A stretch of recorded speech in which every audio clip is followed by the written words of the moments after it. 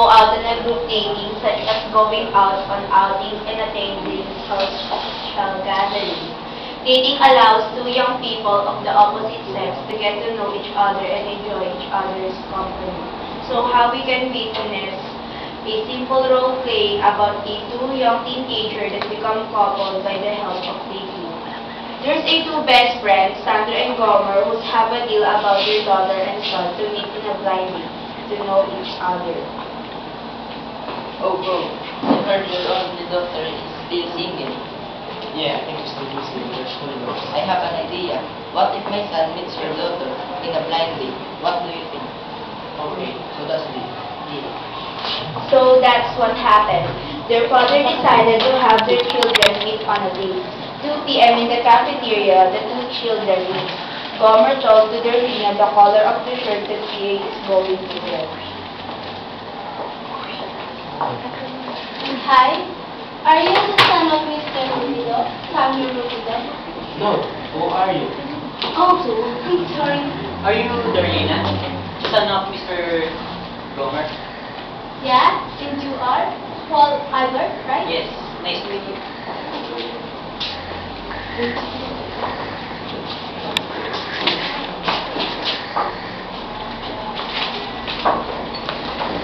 Then the two teenagers talked and started to know each other. When... OMG! What is it? I almost forgot. I have to go. I have an assignment to do. Nothing. Nice to meet you again.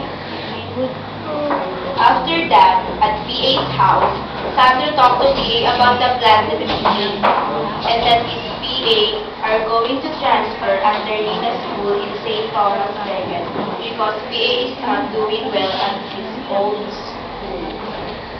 I wanted to transfer to St. Thomas because you did not doing well on your own school. Okay, I understand. Thank you for your consideration. So that's what happened. PA understands that his father is doing that for his own sake. And even if he didn't want to transfer, he say yes because he knows that it's for her own good.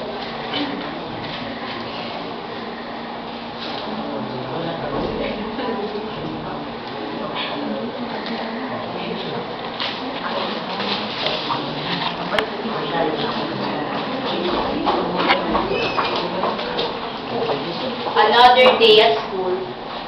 PA and Darlena didn't know that they are studying at the same school, while in Darlena's school. Good morning, class. Good morning, sir. About the thing that I told you, as I said, we're going to have a recitation. Please, Darlena, tell me duties and responsibilities of parents. The responsibilities of parents to the child. Affection, companionship, and understanding should be given to the child. The benefits of self-obedience, religious instruction, and moral guidance should be extended to the child. The activities and action of the child should be supervised. Impart in the child the values of industry, risk, and self-reliance. That's helps them. Excellent. Okay, class. See you next meeting. Okay, sir. Goodbye. After class, Angela talked to Darlena. Darlena, can I talk to you for a minute? Oh, what is that? I'm just thinking that you're taking very serious.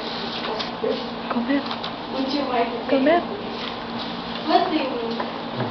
Let's have a good date. Group picnic at the house. Ayaw mo. Okay. Well, I think you're right. Okay. Ayaw.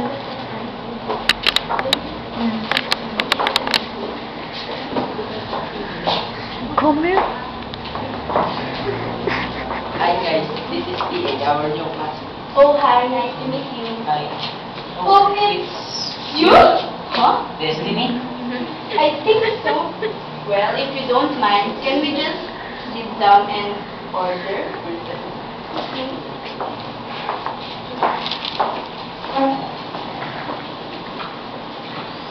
After 2 hours of talking, Hey, we have an assignment, right? Yeah, I guess we better have to go. Yeah. Well, nice to meet you. guys. Thank you. They all go home.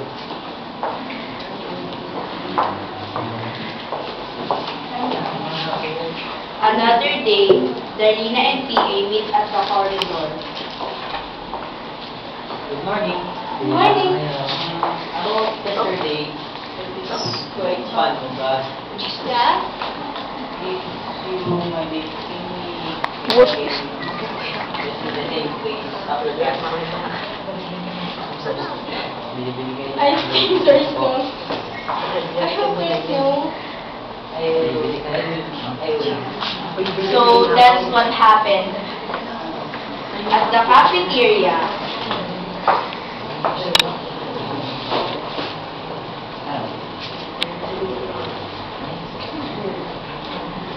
Did you have some?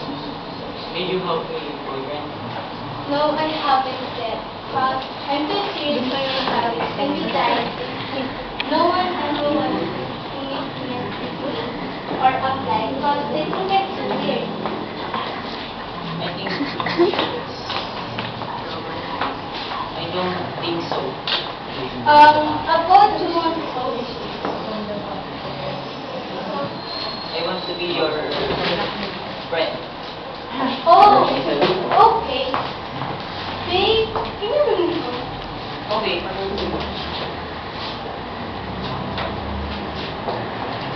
on their way home, when they are almost there, the two decided to walk to reach Darlena's house.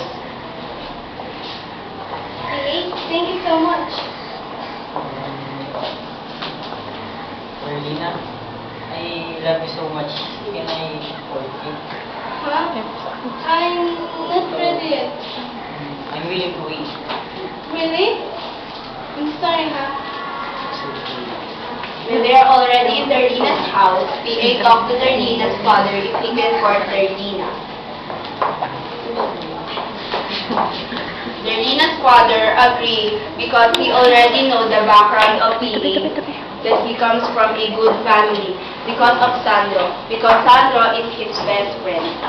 After 2 weeks after class, PA set a surprise for Darlena and also a special date at the cafeteria.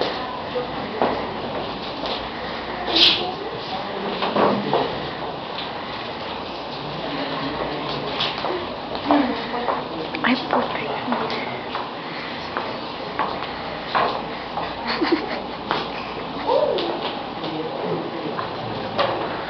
Oh my God!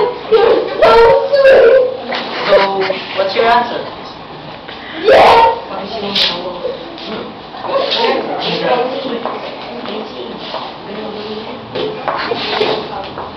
He was so happy. Then after that they talk about me. We talk about the limitation and plan for their relationship. Starting from that day, every Saturday, PA are always going to Darlena's house to ask for a date. Their parents also know about their relationship, and they was also really happy because this is really what they want. But even if that's what happened, the both of them knows the limitations, and they are also respecting each other. That's all.